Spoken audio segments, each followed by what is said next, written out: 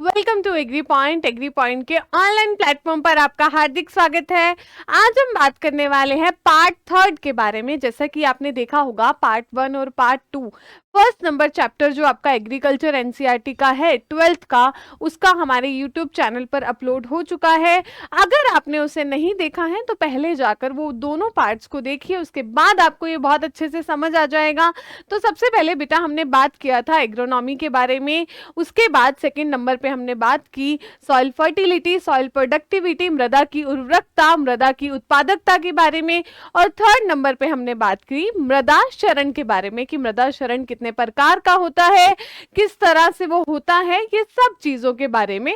तो आज का जो हमारा टॉपिक रहने वाला है वो है उत्तम बीज के गुण, जो कि बेटा बहुत इंपॉर्टेंट है, हर साल रिपीट में पेपर में पूछा जाता है, बिल्कुल भी स्किप नहीं करना है। 1.5 मार्क्स में ये जो क्वेश्चन है वो आता ही आता है। तो चलिए सबसे पहले हम बात करते हैं उत्तम बीज के गुणों की। बात करने की बजाय बेटा सबसे पहले हमें ये पता होना चाहिए कि एक बीज जो होता है वो क्या होता है, पता होना चाहिए ना इसके बारे में। तो सबसे पहले नंबर पे हम पढ़ेंगे बीज क्या है।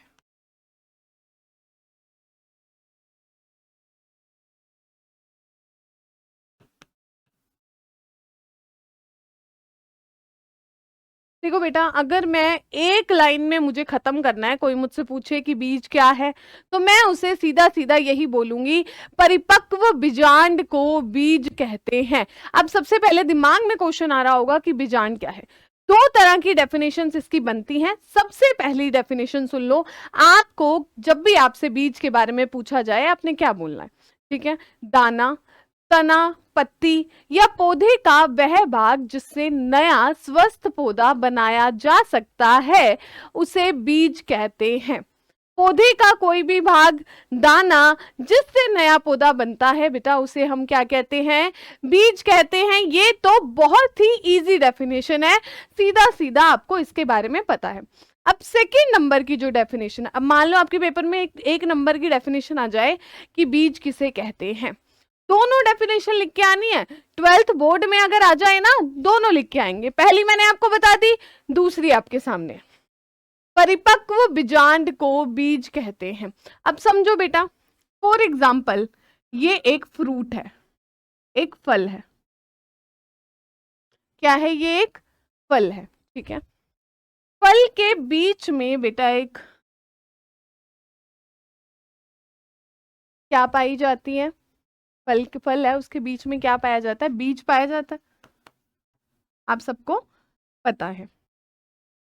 यहाँ पर अगर हम बात करें फल और बीज के बारे में, आप फॉर एग्जाम्पल हमारे पास एक अमरूद जो है उसका फल है, तो अमरूद मान लो ये है, तो इसके बीच में यहाँ पर क्या है, छोटे छोटे जो बीज हैं वो पाए जाते हैं, बीच में नहीं पाए जाते, छोटे छोटे बीज पाए जाते हैं। जो उसके अंदर गुदा है, जो क्या है, फल में गुदा है, वो जो है बेटा वो होता है परिपक्व अंडाशय। जो फल हम खाते हैं, जो फल बनता है बेटा, जो फल होता है, कभी भी फल की डेफिनेशन पूछी जाए वो क्या होता है, परिपक्व अंडाशय होता है। क्या होता है? फल एक परिपक्व अंडाशय है। अब आपसे पूछ लिया बीज क्या है, उसके बीच में छोटे छोटे बीज पाए जाते हैं। बीज क्या होता है बेटा, बीज क्या होता है, मान लो ये छोटा सा बीज है, वो क्या है, परिपक्व बीजांड है। दोनों की दोनों डेफिनेशंस यहां पर क्लियर होती है। फल क्या है, फल तो बेटा क्या होता है, परिपक्व अंडाशय होता है। उसके बाद पूछा जाए कि बीज क्या है, बीज होता है परिपक्व बीजांड। किसी भी फल की बात हो बेटा, ये एकदम सही चीज है, ये आपको दिमाग में रखना है, दोनों की दोनों चीजों को, परिपक्व अंडाशय फल, परिपक्व बीजांड बीज, दोनों चीजों को ध्यान में रखना। आई होप कि यहाँ पर आपको बीज की जो डेफिनेशन है वो बहुत अच्छे से क्लियर हो गई होगी कि ये जब भी पौधे के किसी भाग या दाने से नए पौधे का निर्माण किया जाता है, नए स्वस्थ पौधे का निर्माण होता है, उसे बीज कहते हैं। और दूसरे नंबर पे आपको इस तरह से अथवा लिख के क्या करना है, परिपक्व बीजांड कर देना है। मैंने शायद गलत लिख दिया है, है ना, विवाद हो जाएगा, गलत लिख दिया है तो मिटो ही देती हूँ, मैंने सोचा इससे अच्छा। तो ध्यान रखना, परिपक्व बीजांड। अब नेक्स्ट नंबर पे हम बात करते हैं उत्तम बीज के क्या गुण होने चाहिए उनके बारे में। उत्तम बीज के गुण, चलिए तुम भी सोच रहे होगे कि मैडम क्या बीच में कांटे माटे मारती रहती है फिर उसको मिटोती रहती है, हो जाता है अपने आप ही, लो वापस से। चलिए अब हमें बात करना है बीज की, हमने बात कर लिया, अब उत्तम बीज के क्या गुण होते हैं उनके बारे में। तो सबसे पहले देखो बेटा, एक बहुत सारा आपके पास एक प्लेट में बीज पड़ा है किसी भी चीज का, अब उसके अंदर कचरा दिख रहा है आपको, छोटे छोटे ऐसे मान लो फॉर एग्जाम्पल किसी और के बीज दिख रहे हैं, या फिर आपको उसके अंदर कोई भी ऐसे छोटा मोटा जैसे खेत का कोई कचरा दिख रहा है, तो वो क्या है, वो अच्छा लगेगा वहां पे, आपको देखने में अच्छा लगेगा, अरे बीज तो साफ ही नहीं है। तो सबसे पहले नंबर पे कौन आता है, सबसे पहले नंबर पर यहां पर आती है शुद्धता। अब वो भी शुद्धता जो है बेटा एक प्रकार की नहीं होती है, एक प्रकार की नहीं है तो कितने प्रकार की है। तो बेटा पहले नंबर पे आती है, यहाँ पे मैं एक बार दोबारा से लिख देती हूँ, आपको क्लियरली विजिबल हो जाएगा, अनुवांशिक शुद्धता।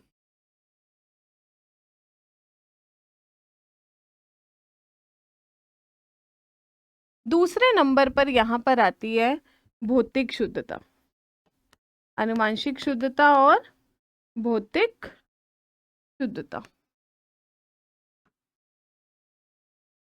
अब ये दोनों ही जो शुद्धता होती हैं, भौतिक शुद्धता जिसे कि हम फिजिकल प्योरिटी के नाम से जानते हैं, आनुवांशिक शुद्धता जिसे हम जेनेटिक प्योरिटी के नाम से जानते हैं, ये दोनों की दोनों ही पौधे जो बीज है उसमें होनी चाहिए। अब देखो बेटा यहाँ पर क्या पॉइंट है कि आनुवांशिक शुद्धता क्या है, भौतिक शुद्धता क्या है। मैंने अभी आपको बोला आपके सामने प्लेट में क्या पड़ा था, आपके सामने प्लेट में बहुत सारे बीज पड़े थे ऐसे, या नीचे बिखरे हुए बहुत सारे बीज थे, उसमें बहुत सारा कचरा आपको दिख रहा है, तो अच्छा लगेगा क्या बीज, नहीं अच्छा लगेगा ना।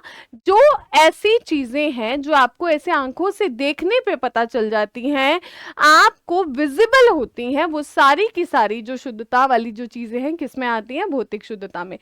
बीज में किसी भी तरह का कचरा पाया जाना, कोई भी अन्य किस्म का बीज पाया जाना, अन्य फसल का बीज पाया जाना, ये सारी की सारी चीजें किसमें आती हैं, भौतिक शुद्धता में आती हैं। कि इस तरह की कोई भी प्रॉब्लम नहीं होनी चाहिए, इस तरह की किसी भी तरह की बीज में दिक्कत नहीं होनी चाहिए, तब ही वो उत्तम बीज का गुण माना जाएगा।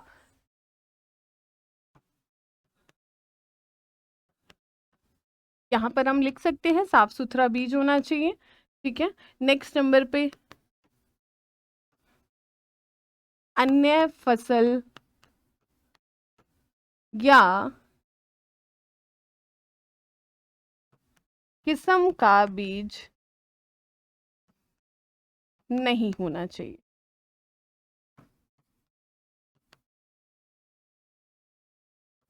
नहीं होना चाहिए, ठीक है।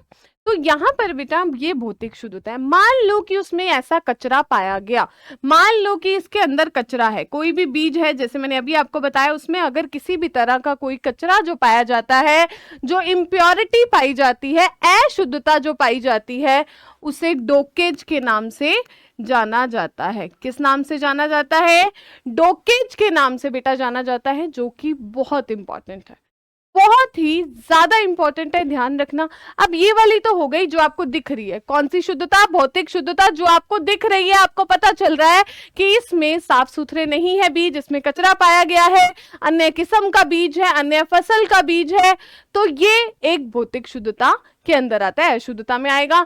अनुवांशिक शुद्धता की बात करूं, सारे के सारे बीज का कलर, रंग, आकार, आकृति, सब क्या होना चाहिए बेटा, सेम होना चाहिए, रंग सेम होना चाहिए, आकार सेम होना चाहिए, आकृति सेम होनी चाहिए। ये सारी की सारी अगर चीजें सेम हैं उसमें वो क्या पाई जाएगी, फिर वो कौन सी शुद्धता हो जाएगी, अनुवांशिक शुद्धता हो जाएगी। दो तरह की शुद्धता बीज में देखी जाती है, सबसे पहले अनुवांशिक, दूसरे नंबर पे भौतिक। अनुवांशिक शुद्धता कौन सी होती है, जिसे आपको मतलब जो बहुत ज्यादा विजिबल नहीं होती है ना, बहुत ज्यादा ऐसे आप ऐसे नहीं देख पाते हो, जीन से रिलेटेड इसमें चीजें होती है। तो रंग, आकार, आकृति जो है इसमें एकदम सभी बीजों का समान होना चाहिए। भौतिक शुद्धता जो है जिसमें कचरा पाया जाता है, बीज अन्य फसल जो है या किस्म का बीज जो है उसमें नहीं होना चाहिए। अगर वो पाया जाता है, जो इम्प्योरिटी जो अशुद्धता पाई जाती है उसे डोकेज के नाम से बेटा जाना जाता है। तो ये आपको यहां पर दोनों की दोनों चीजों को ध्यान रखना है। इसके बाद हम बेटा बात करते हैं अगले जो उत्तम बीज के गुण होने चाहिए उनके बारे में। जो मैं अब लिखने वाली हूं वो सबसे इंपॉर्टेंट है, वो सबसे ज्यादा पूछे जाने वाला है। अंकुरण क्षमता।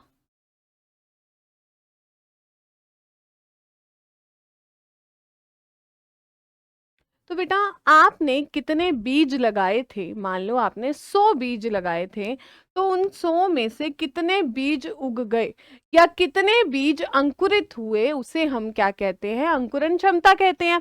अब हर बीज की अंकुरण क्षमता कभी भी सेम नहीं हो सकती है।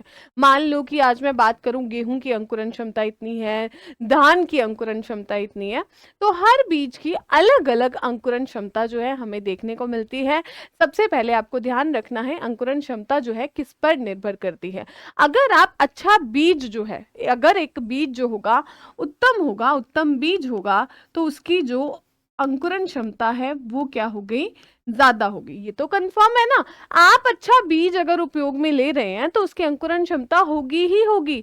आपने 100 बीज लगाए, 100 में से अगर 95 बीज जो थे, 95 जो बीज थे वो उग गए, तो ये अच्छी अंकुरण क्षमता है ना, अच्छी अंकुरण क्षमता। और यही अगर आपने क्या कोई पुराना बीज पड़ा था वो लगा दिया, 2 साल से घर पे पड़ा था, गेहूं लगाया, 2 साल पुराना बीज आपने लगा दिया, उसकी अंकुरण क्षमता 80 थी, 100 बीज लगाए उसमें से 80 ही उग पाए, 80 बीज जो थे वही उगे, तो ये तो लॉस हो गया हमें। तो इसीलिए जो नए बीज होते हैं, जो उत्तम बीज होते हैं, उनकी अंकुरण क्षमता जो है बेटा क्या होती है, ज्यादा होती है। ये चीज हमेशा ध्यान रखना, पहला पॉइंट ये। अब दूसरे नंबर पे मैं बात करूं, मैंने आपको बोला कि एक खेत में इतने बीज लगाए, उसमें से इतने उग गए, इतने अंकुरित हुए, मुझे जल्दी से बताओ इसका अंकुरण प्रतिशत क्या होगा। तो ये भी आपको पता होना चाहिए। तो बेटा ध्यान दो यहाँ पर, इसका जो अंकुरण प्रतिशत है वो क्या होगा। अंकुरण क्षमता के अंदर सबसे पहले तो एक इंपॉर्टेंट चीज ये रहती है, जो पॉइंट बहुत ही इंपॉर्टेंट है। अब हम बात करते हैं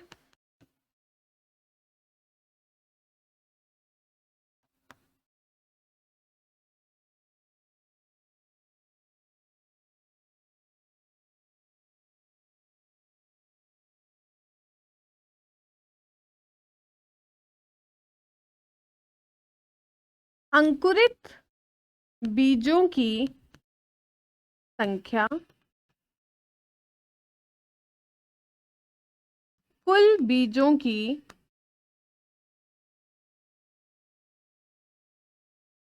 अरे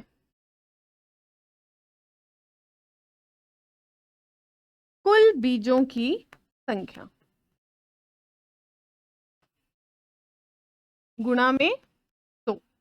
अंकुरित बीजों की संख्या बेटा और कुल बीजों की संख्या गुणा में 100। अब देखो मैंने अभी बोला आपने 100 बीज लगाए, उसमें से 95 उग गए, सॉरी अंकुरित बीजों की ऊपर आएगी ना, तो 95 जो लगाए उग गए। 100 बीज आपने लगाए थे, उसको हमने 100 कर दिया, कितना आंसर आ गया यहाँ पर, 95%।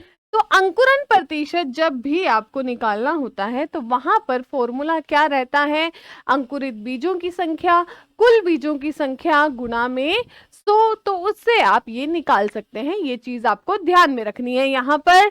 नेक्स्ट नंबर पे बेटा मैं बात करूं, सबसे इंपॉर्टेंट जो सीधा सीधा पेपर में पूछा जाता है यहाँ पर, ये तो आपको समझ आ गया है ना, ये वाला अंकुरित बीजों की संख्या वाला तो दिमाग में फिट हो गया। अब नेक्स्ट नंबर पे यहाँ पर पूछा क्या जाता है, जो और भी एक इंपॉर्टेंट पॉइंट है जो आपसे जेट में भी पूछा जा सकता है, जैसे कि अंकुरन प्रतिशत, ठीक है। और जैसे गेहूं में कितना होता है, धान में कितना होता है, मक्के में कितना होता है, कपास में कितना होता है। तो ये जो है ना बेटा आपके सामने लिखे हुए हैं 4 मोस्ट इंपॉर्टेंट अंकुरन प्रतिशत है, जो बिल्कुल भी आपको भूलने नहीं है, बहुत बार पूछे जाते हैं। बिल्कुल भी नहीं भूलना है बेटा। सबसे पहले मैं बात करूं, सबसे ज्यादा अंकुरन प्रतिशत होता है मक्के का। किसका होता है? मक्के का। लेकिन आपकी किताब के अंदर, आपकी 12th की एनसीईआरटी के अंदर मक्का वहां पर नहीं है, वहां पर सबसे ज्यादा लिखा हुआ है गेहूं का 85%। कितना? यानी कि अगर आप 100 बीज लगाओगे ना, उसमें से 85 बीज ही क्या होंगे बेटा? उग पाएंगे। तो ये क्या है? इसका अंकुरन प्रतिशत है। धान की बात करूं तो इसका 80 होता है। कपास की बात करूं तो सबसे कम 65%। सबसे कम अंकुरन प्रतिशत किसका होता है? कपास का होता है। मैं यहां पर लिख देती हूं, मोस्ट इंपॉर्टेंट है बेटा, भूलना नहीं है। सबसे कम अंकुरन प्रतिशत और सबसे ज्यादा ये रहा, सबसे ज्यादा ये, लेकिन आपकी एनसीईआरटी में नहीं है, तो आपको ये भी ध्यान रखना है कि गेहूं में अंकुरन प्रतिशत बेटा कितना होता है? 85% होता है। और वही मैं बात करूं धान में कितना होता है? 80% अंकुरन प्रतिशत होता है। इसका स्क्रीनशॉट ले लो। चारों के चारों बहुत इंपॉर्टेंट अंकुरन प्रतिशत की हमने यहाँ पर बात की है। इसके अलावा भी बहुत सारे हैं, लेकिन पूछे जाने वाले बेटा यहाँ पर ये चारों जो होते हैं। उसके बाद ये अंकुरन प्रतिशत वाला, इससे हम पहले की स्लाइड पे जाते हैं। जो हम तीसरे नंबर पे अंकुरन क्षमता के बारे में हमने पढ़ा, एक उत्तम बीज का गुण पढ़ा कि उत्तम बीज जो है, अगर आप अच्छी क्वालिटी का सीड लगाओगे तो उसकी जो अंकुरन क्षमता है वो क्या होगी? ज्यादा होगी। तो यहाँ पर फिर हमने एक फॉर्मूले की बात करी जो कि बहुत इंपॉर्टेंट है, और मैं चाहती हूं ये पेपर में आ जाए और आपको ऐसे सॉल्व करना हो। चलिए, और उसके बाद अंकुरन प्रतिशत। अब हमने 3 जो थे उत्तम बीज के गुण पढ़ लिए, सबसे इंपॉर्टेंट वाले। अब चौथे नंबर पे जो सबसे इंपॉर्टेंट है उसकी बात करते हैं।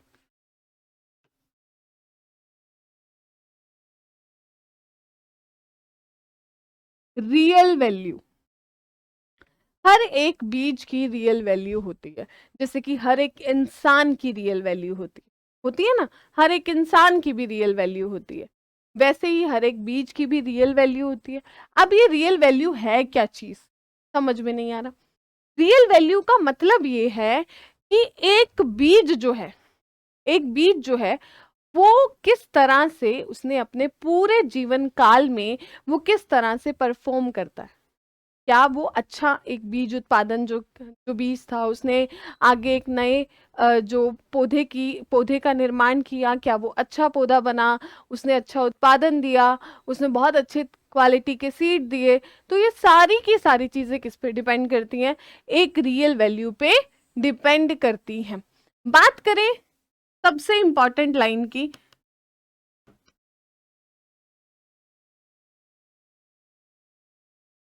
रियल वैल्यू 75% से कम नहीं होनी चाहिए बेटा।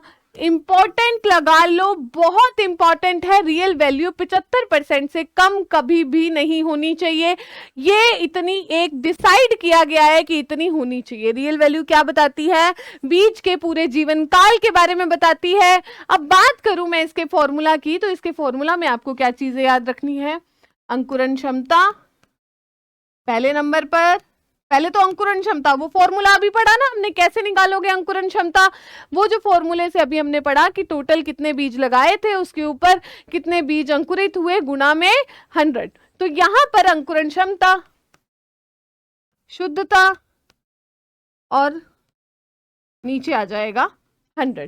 तो इससे बेटा आप रियल वैल्यू निकाल सकते हैं किसी भी फसल की। अंकुरण क्षमता कितनी है, उसमें शुद्धता कितने प्रतिशत है, डिवाइड करना है उसको 100 से, वहां पर रियल वैल्यू आ जाएगी। लेकिन एक चीज हमेशा ध्यान रखनी है कि 75% से कम रियल वैल्यू नहीं होनी चाहिए।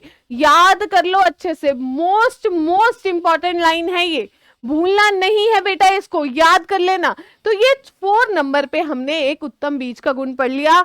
सबसे पहले हमने पढ़ा था कौन सा, पहले नंबर पे क्या पढ़ा था, आनुवांशिक शुद्धता, भौतिक शुद्धता। 3rd नंबर पे अंकुरण क्षमता, फिर हमने पढ़ा अंकुरण जो प्रतिशत है उसका फॉर्मूला। उसके बाद 4थे नंबर पे हम पढ़ रहे हैं क्या, रियल वैल्यू। अब नेक्स्ट वाले जो पॉइंट हैं वो बहुत ही छोटे छोटे पॉइंट्स हैं, उनके बारे में डिस्कस कर लेते हैं। जैसे कि 5वें नंबर पे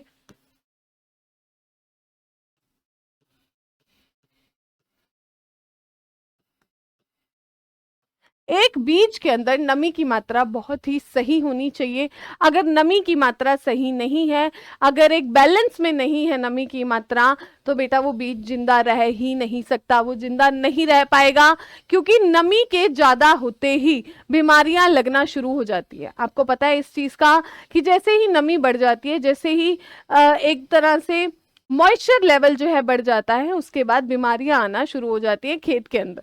कई बार होता है ना कि बहुत ज्यादा बारिश आ गई, बारिश आने के बाद 2 दिन बहुत ही बारिश आई, पानी खेत से कितना ही बाहर निकलेगा, तो पानी खेत में कुछ दिनों तक रहा तो पौधों में बीमारियां लग जाती है। उसका रीजन क्या है कि नमी की मात्रा बढ़ जाती है। इसलिए हमेशा ध्यान रखना है। उत्तम बीज के गुण में ये भी एक अच्छा पॉइंट है कि नमी की मात्रा बीज की एकदम सही होनी चाहिए। तो यहां पर हम बात करेंगे, यहां पर है निर्धारित मात्रा में नमी ना होने पर, ये आपको लिख लेना है बेटा, नमी ना होने पर बीज, या नमी ना होने पर सीधा हम लिख देते हैं इसको, कवक व कीट का, कीट मतलब इंसेक्ट, कवक व कीट का प्रकोप हो जाता है, हो जाता है। ठीक है। उसके बाद नमी की मात्रा का एक बहुत ही इंपॉर्टेंट पॉइंट कि अनाज वाले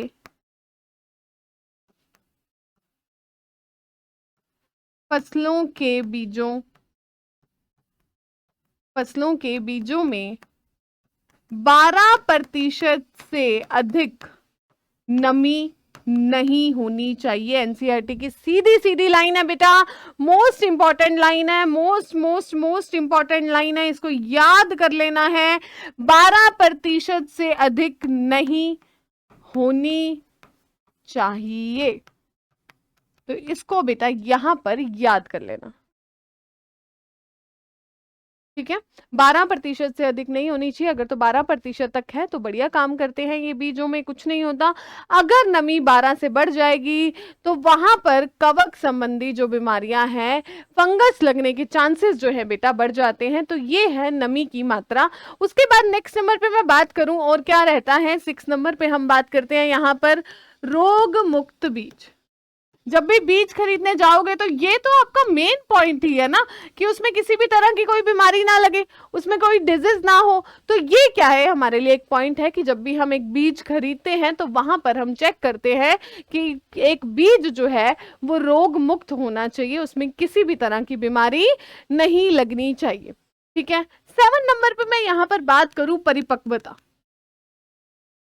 मार्केट गए बीज खरीदने, तो बीज जो बेच रहे थे उन्होंने बोला देखो 2 क्वालिटी के सीड है, कोई पैकेट वाला सीड नहीं है, खुले सीड है, 2 क्वालिटी के सीड हैं, ये बीज सस्ता है, ये बीज महंगा है। पूछा क्यों, तो उन्होंने बोला कि ये बीज जो है ना, इधर वाला जो सस्ता बीज है उसमें क्या है, वो एकदम ऐसे कोई छोटे आकार का, कोई बड़े आकार का, कोई अच्छे से परिपक्व है, कोई अच्छे से परिपक्व नहीं है। लेकिन ये जो महंगे वाला बीज है ये तो बहुत अच्छे से परिपक्व है, ये तो बहुत अच्छे से क्या है, एकदम मोटा मोटा दाना है, बढ़िया है वो तो अब चलो सस्ता बीज खरीदे या महंगा, कौन सा खरीदेंगे? महंगा बीज खरीदेंगे ना, क्योंकि वो कैसा है, उसके अंदर सारी की सारी क्वालिटीज हैं जो हमें चाहिए। यहां पर हमें जब भी बीज खरीदना है तो वो अच्छे से क्या होना चाहिए बेटा, परिपक्व होना चाहिए। बीज कैसा होना चाहिए, पूरा अच्छे से परिपक्व होना चाहिए। बीज एकदम सुडोल होना चाहिए। सुडोल मतलब एकदम बढ़िया हट्टा खट्टा बीज होना चाहिए। मरा मरा सा बीज लेके आ रहे हो, यूं बीच में से वो पिचक गया है, उसको उगा रहे हो, कैसे उगेगा? वो नहीं उगेगा। तो इसीलिए बीज एकदम क्या होना चाहिए, बस बढ़िया होना चाहिए, परिपक्व होना चाहिए। तो ये भी क्या है, किसका इंपॉर्टेंट पॉइंट है। अब चलो 8वें नंबर पे ये 2-4 पॉइंट और जोड़ देते हैं हम, कि कुछ तो याद रखोगे। 4-5 पेपर बार में पूछा उन्होंने, 4 पॉइंट बता दो, 8 पॉइंट याद कराएंगे ना तुम्हें, तो ही तुम 4-5 याद रखोगे। चलो, बीज की आयु, अगर बीज की आयु ज्यादा होगी तो क्या होगा, वो उत्तम बीज नहीं होगा। क्योंकि जब बीज की आयु बढ़ जाती है ना, तो फिर वो इतना अच्छे से ग्रो नहीं कर पाता है। दूसरे नंबर पे बात करूं यहां पर मैं, अगर उसकी आयु क्या है, कम है, मतलब नया बीज है, बीज क्या है, पुराना नहीं है, नया है, तो वो उत्तम बीज होगा, वो उत्तम बीज होगा। तो बीज की आयु भी कहीं ना कहीं किस पे निर्भर करती है, उत्तम बीज के गुणों पर। तो ये कुछ और पॉइंट्स थे बेटा। इसके अलावा और अगर हम बात करें, एक स्पेशल पॉइंट की और बात कर लेते हैं, तो यहां पर हम बात करने वाले हैं बीज ओज के बारे में। अब ये नया सा शब्द लग रहा होगा, ओज, बीज ओज, है ना। ओज क्या होता है, देखो बेटा, यहां पर ओज के बारे में अगर हम बात करें, ओज शब्द के बारे में अगर हम बात करें, तो यहां पर आपको एक चीज को समझना है कि इसका मतलब है बीज की उम्र। अगर उम्र वाले पॉइंट को अलग नहीं भी करो तो चलेगा, क्योंकि इसमें आ जाएगा बीज की उम्र आकृतिक तथा क्रियात्मक अवस्था।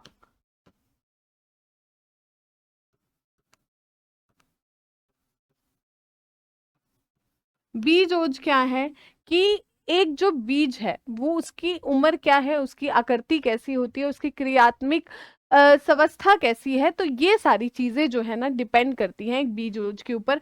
ये इसकी डेफिनेशन है, एक तरह से ये समझ लो। बीज ओज की डेफिनेशन आपके सामने है, उसकी उम्र कैसी है, वो कितना स्वस्थ है, उसकी आकृति कैसी है, ये सारी की सारी चीजें बीज ओज के अंदर आती है। अब देखो बेटा, अगर बीज ओज ज्यादा होगा तो वो उत्तम बीज का माना जाएगा या नहीं, वो एकदम परफेक्ट है, उत्तम बीज है, एकदम सही है। अगर बीज ओज कम होगा तो वो उत्तम बीज नहीं है, क्योंकि बीज ओज का मतलब उम्र को अगर हम साइड रखें, उसकी अगर एक तरह से क्रियात्मक जो स्वस्थ है बीज, उसकी आकृति अच्छी है, बीज की उम्र भी कुछ खास ज्यादा नहीं है, तो वो एकदम क्या है, बीज ओज के हिसाब से सही बीज है, उत्तम गुण का बीज माना जाएगा। तो ये देखो बेटा, हमने जितने भी पॉइंट्स पढ़े, 8-9 पॉइंट्स, तो 9 के 9 पॉइंट्स आपको ध्यान में रख लेने हैं। चलो रिवाइज करते हैं जल्दी से, ज्यादा टाइम आपका जाया नहीं करेंगे। सबसे पहले हमने पढ़ा, क्या पढ़ा, शुद्धता के बारे में। 2 तरह की शुद्धता होती है, आनुवांशिक शुद्धता, भौतिक शुद्धता। उसके बाद हमने क्या पढ़ा, उसके बाद हमने पढ़ा यहाँ पर जर्मिनेशन, अंकुरण क्षमता के बारे में। उसके बाद रियल वैल्यू, उसके बाद परिपक्वता, उसके बाद क्या पढ़ा, बीज की उम्र, बीज ओज पढ़ लिया। और कौन सा रह गया पॉइंट, क्या रह गया, रोग मुक्त बीज रह गया था यहाँ पर, तो हमने इसके बारे में भी पढ़ लिया।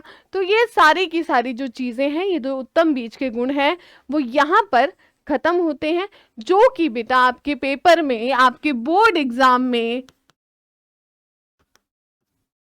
1.5 मार्क्स का आता है। इतने का नहीं आएगा तो 1 का आ जाएगा, 1 का नहीं आएगा आधे नंबर का आ जाएगा, लेकिन आएगा जरूर। याद कर लेना इस चीज को, बहुत ही इंपॉर्टेंट है। इसके बाद बेटा हम बात करते हैं अब नेक्स्ट पॉइंट के बारे में। हमारे नेक्स्ट पॉइंट क्या है, बीज उत्पादन की श्रेणियां और उनके टैग जो उनके कलर होते हैं उनके बारे में। तो यहाँ पर देखो बेटा 4 तरह के बीज जो है हमारे भारत देश में पाए जाते हैं। सबसे पहले नंबर पर कौन सा बीज है? मूल केंद्रक बीज। यहाँ पर सबसे पहले नंबर पर कौन सा है? मूल केंद्रक बीज है, जिसे इंग्लिश में न्यूक्लियस सीड के नाम से जाना जाता है, जो एकदम 100% क्या होता है? वो शुद्ध होता है। उसमें एकदम जेनेटिक प्योरिटी, फिजिकल प्योरिटी यानी कि भौतिक शुद्धता, आनुवांशिक शुद्धता क्या होती है? पूरी की पूरी होती है। एकदम बढ़िया बीज ये होता है और ये प्रजनक की देखरेख में तैयार किया जाता है। जो बीज मार्केट में लॉन्च करने वाला है, जो बनाने वाला है, जो एक ब्रीडर है, उसकी देखरेख में ही इस बीज को तैयार किया जाता है, जिसमें 100% शुद्धता पाई जाती है, जिसे क्या कहा जाता है? मूल केंद्रक बीज के नाम से जाना जाता है। और ध्यान रखना बेटा, इस बीज पे किसी भी कलर का टैग नहीं होता है। किसी भी रंग का जो इसके ऊपर टैग है बेटा नहीं होता है। बाकी तीनों पे होता है, इस पे नहीं होता है, ध्यान रखना। भारत देश में 4 तरह के बीज पाए जाते हैं। सबसे पहले नंबर पे है मूल केंद्रक बीज, जिसमें 100% प्योरिटी पाई जाती है और प्रजनक की देखरेख में तैयार किया जाता है। प्रजनक बीज की अब मैं यहां पर बात करूं, ब्रीडर सीड की बात करूं, तो मूल केंद्रक बीज से प्राप्त, मूल केंद्रक बीज से प्राप्त है बेटा ये। इस पर सुनहरे पीले रंग का टैग होता है, गोल्डन येलो कलर का टैग होता है। ये आप देख पा रहे हैं पीछे जो कलर है, गोल्डन येलो कलर का टैग जो है बेटा इस पे देखने को मिलता है। किस पर? इस पर, प्रजनक बीज। दूसरे नंबर वाला बीज कौन सा है बेटा? ये है ब्रीडर सीड। कौन से कलर का टैग है? सुनहरे पीले रंग का। किससे बनता है? मूल केंद्रक बीज से बनता है। ये भी प्रजनक की देखरेख में ही तैयार किया जाता है। बढ़ते हैं तीसरे बीज के तरफ, आधार बीज, जिसे कहते हैं फाउंडेशन सीड। क्या कहते हैं? Foundation seed. अब जैसे वो फाउंडेशन सुना आपने, लड़कियों ने तो सुना होगा, लड़कों ने नहीं सुना है तो मैं सुना देती हूँ। ऐसे फाउंडेशन फेस पे लगाते हो तो गोरे हो जाते हैं। तो अब यहाँ पर क्या है? ये जो व्हाइट टैग है ना, इस पे व्हाइट कलर का टैग होता है। फाउंडेशन जो है गोरा करने के लिए होता है, इस पे टैग भी कौन से कलर का होता है? व्हाइट कलर का होता है। तो ये जो टैग है बेटा, आपको ध्यान रखना है, सफेद रंग का। प्रजनक बीज से उत्पादित है। ये बना किससे है? इससे बना। ये किससे बना था? इससे बना था। वो प्रजनक ने खुद ने बनाया था, उससे ऊपर कोई कैटेगरी नहीं है। यहाँ पर 98% भौतिक शुद्धता जो है पाई जाती है, मतलब यहाँ पर शुद्धता क्या हो गई है? थोड़ी सी कम हो गई है। उसके बाद प्रमाणित बीज, सर्टिफाइड सीड, आधार बीज से उत्पन्न। अब ऊपर आधार बीज है ना तीसरे नंबर पे, उससे उत्पन्न है। किसानों को फसल उत्पादन के लिए दिया जाता है। आपसे पूछा जाए फार्मर्स को कौन सा बीज दिया जाता है, तो बेटा कौन सा? प्रमाणित बीज। फार्मर्स को कौन सा बीज दिया जाता है? प्रमाणित बीज जो है दिया जाता है। कौन से कलर का टैग होता है? इसके ऊपर नीले रंग का, ब्लू कलर का टैग जो है हमें देखने को मिलता है। सबसे पहले नंबर पे कौन है? मूल केंद्रक बीज है, जिसमें 100% प्योरिटी पाई जाती है, प्रजनक की देखरेख में तैयार किया जाता है। प्रजनक बीज जो है इससे मूल केंद्रक बीज से तैयार होता है, जिस पर गोल्डन येलो कलर का टैग होता है। आधार बीज, जिसे फाउंडेशन सीड के नाम से जाना जाता है, प्रजनक बीज से उत्पादित होता है और इस पर सफेद रंग का टैग होता है। 4 नंबर पे आता है प्रमाणित बीज, सर्टिफाइड सीड, आधार बीज से उत्पन्न होता है। और किसानों को दिया जाने वाला बीज कौन सा है बेटा? वो कौन सा होता है? वो है ये ब्लू कलर वाला। ब्लू कलर पैकेट पे होता है, ब्लू कलर का जो मतलब पैकेट जो होता है उस तरह का, और इसे हम प्रमाणित बीज के नाम से जानते हैं। एक बीज और होता है जो हमारे इंडिया में नहीं पाया जाता है, रजिस्टर्ड सीड, तो वो यहाँ पर पाया नहीं जाता है। तो हमारे यहाँ पर 4 ही बीज जो हैं पाए जाते हैं। इसी के साथ हम बढ़ते हैं हमारे अगले पॉइंट की तरफ। एक यहाँ पर आपको एक छोटा सा कॉन्सेप्ट ध्यान में रखना है। उस कॉन्सेप्ट का नाम है पृथक्करण दूरी। पृथक्करण दूरी क्या होती है? पृथक्करण मतलब अलग अलग करना, अलग अलग करने की दूरी, किसे क्या बोलते हैं? पृथक्करण दूरी। अगर आपको इसकी डेफिनेशन पूछ ली जाए तो आपको क्या बोलना है? आनुवांशिक शुद्धता को बनाए रखने के लिए, आनुवांशिक शुद्धता को बनाए रखने के लिए, पर परागण को रोकने के लिए ये जो दूरी है वो रखी जाती है। देखो यहां पर लिखा है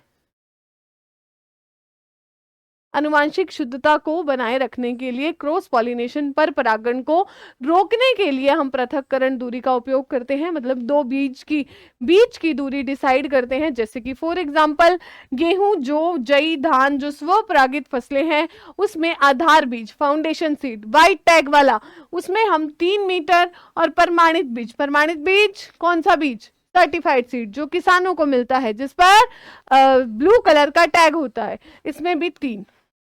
दोनों में हम पृथक्करण दूरी कितनी रखते हैं? 3 रखते हैं। संकर मक्का जो है, हाइब्रिड मेज जो है, उसके अंदर हम 600, आधार बीज की तो 600 मीटर रखते हैं और प्रमाणित बीज में 300 मीटर रखते हैं।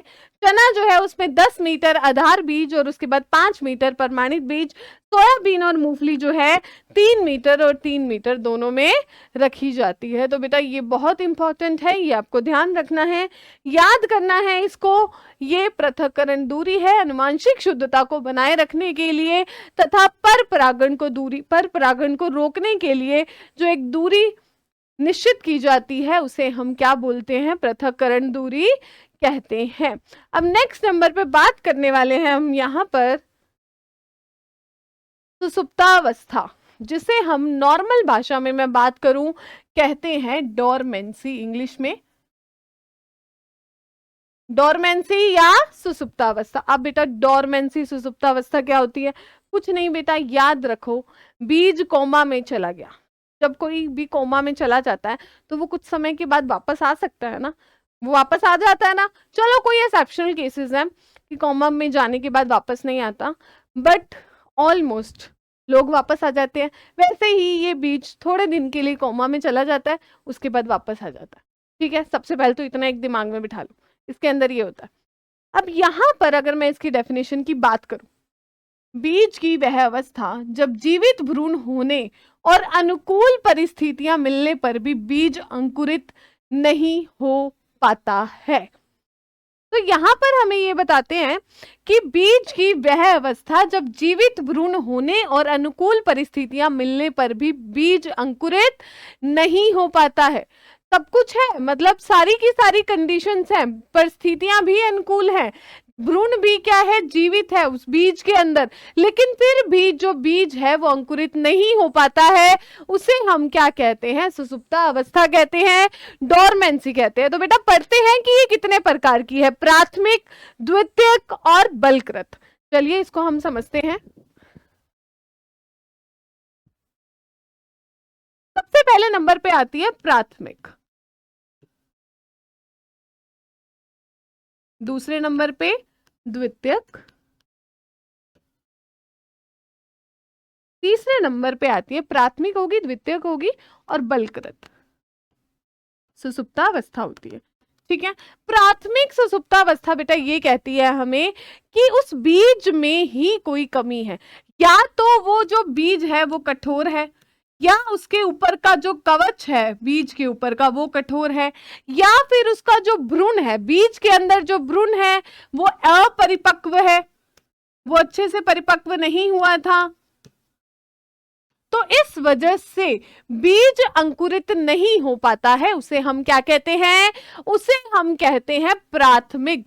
प्राथमिक डोरमेंसी जो होती है, प्राथमिक जो सुसुप्तावस्था होती है, वहां पर बीज की गलती है, हमारी कोई गलती नहीं है, ऐसा याद रख लो। कठोर कवच या भ्रूण के अपरिपक्व होने की वजह से क्या हो जाता है? प्राथमिक सुसुप्तावस्था आ जाती है। आप इसे प्राकृतिक सुसुप्तावस्था भी कह सकते हैं। ठीक है बेटा, नेक्स्ट नंबर पे है द्वितीयक। द्वितीयक का मतलब क्या है? अब उसमें चलिए, अनुकूल परिस्थितियों का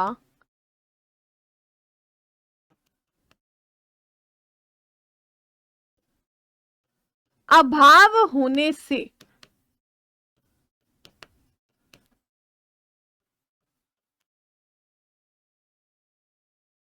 अब परिस्थितियां ही अनुकूल नहीं है बिल्कुल भी।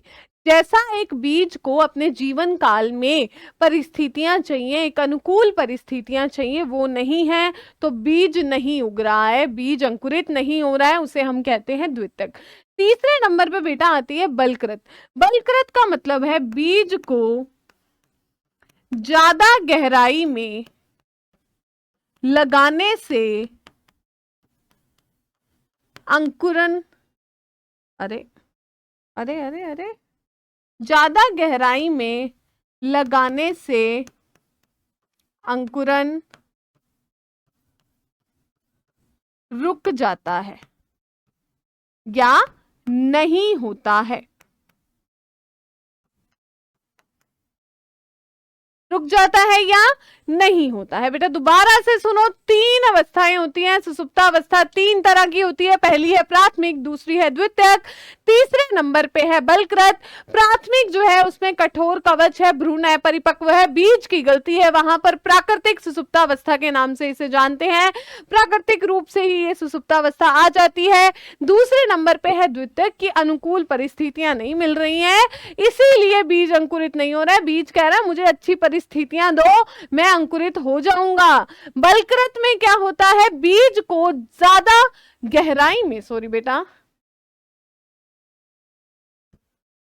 गहराई में, बीज को ज्यादा गहराई में लगाने से अंकुरण रुक जाता है या नहीं होता है, उसे हम क्या बोलते हैं, बलकृत सुसुप्तावस्था कहते हैं। तो बेटा ये 3 पार्ट्स थे सुसुप्ता अवस्था के, डोरमेंसी के। आई होप कि आपको समझ आया होगा।